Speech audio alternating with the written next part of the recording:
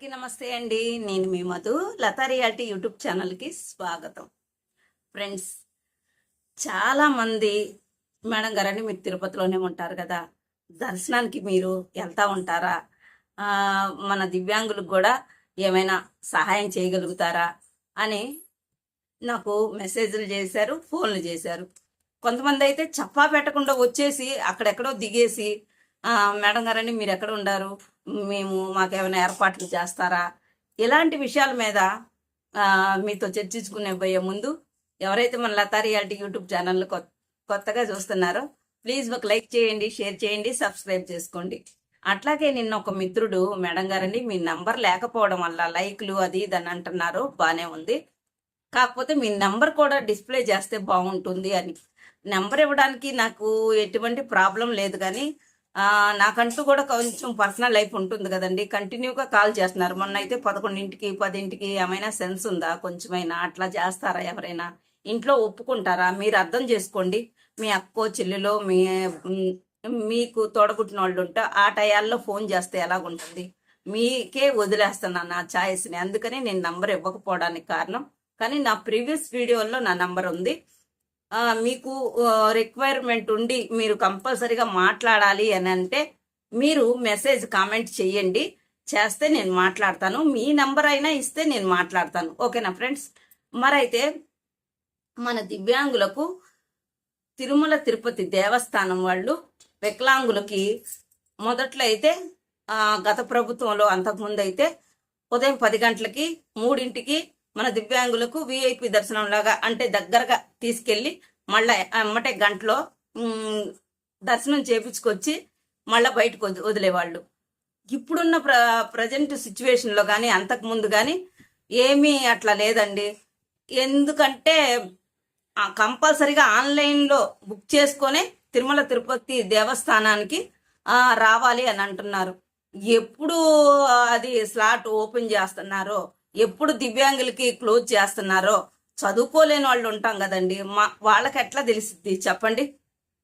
అదే ఆఫ్లైన్లో అనుకోండి, ఒక టైం కాకపోతే ఇంకొక టైంకైనా వచ్చి చూసుకొని దర్శనం చేసుకొని వెళ్తారు. ఆ స్వామిని దర్శనం చేసుకోవాలని ఎంతో మంది ఎక్కడ కళ్ళున్నా ఎలాంటి వాళ్ళు కూడా దర్శనం చేసుకోవాలని అనుకుంటారు కదా.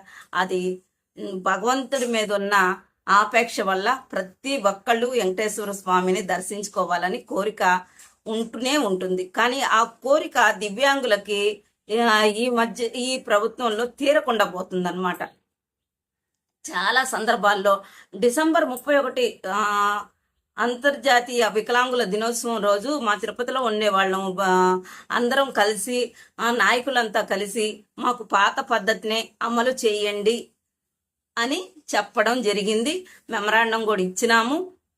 వాళ్ళు తప్పకుండా ఆ అవకాశాన్ని అయితే కల్పిస్తాము అని చెప్పడం జరిగింది అనమాట. ఫ్రెండ్స్, నేను ఇట్లా ఎందుకున్నా ట్యాన్ అయిపోయింది, ఎల్లో వస్తే అస్సలు కుదరలేదు.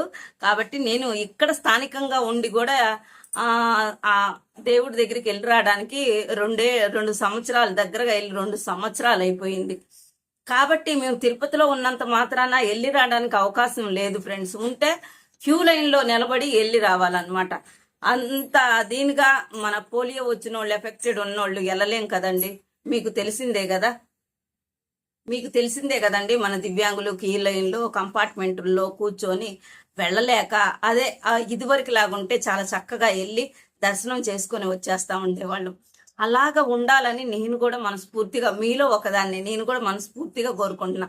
పాత విధానం ఉంటే బాగుంటుంది అని నా అభిప్రాయం. నా అభిప్రాయంతో ఎంతమంది ఏకీభవిస్తున్నారు కామెంట్ చేయండి ఫ్రెండ్స్. అట్లాగే నాతో మాట్లాడాలంటే చెప్పాను కదండి, మీరు కామెంట్లో మీ నెంబర్ ఇచ్చేయండి, నేను మాట్లాడతాను.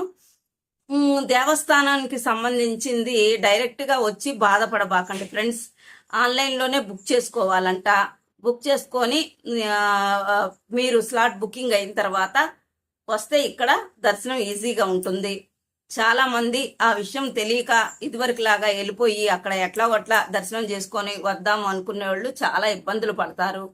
దయచేసి ఆలోచన చేస్తారని ఈ చిన్న విషయం, ఈ టాపిక్ మీతో మాట్లాడని ఒక బ్రదరు నాకు కామెంట్ చేశారు, అక్క దేవస్థానం దర్శనాల గురించి ఏమైనా వీడియో చేసి పెట్టక్క అని.